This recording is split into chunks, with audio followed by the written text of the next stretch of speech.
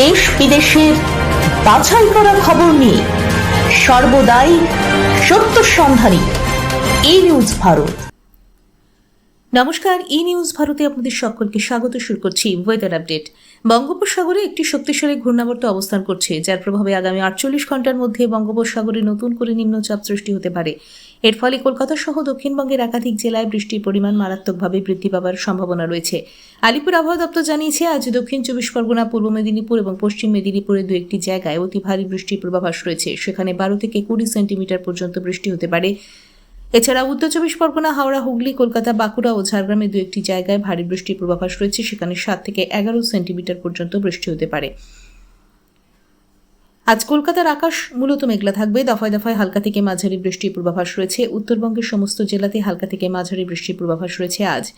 আজ কলকাতা এবং তার পার্শ্ববর্তী অঞ্চলে দিনের সর্বোচ্চ তাপমাত্রা 31 ডিগ্রি সেলসিয়াস, সর্বনিম্ন 27 ডিগ্রি সেলসিয়াস। বাতাসে আপেক্ষিক আর্দ্রতার পরিমাণ 78%, অনুভূত তাপমাত্রা 38 ডিগ্রি সেলসিয়াস। আজকের বৃষ্টিপাতের পরিমাণ 11.1 মিলিমিটার।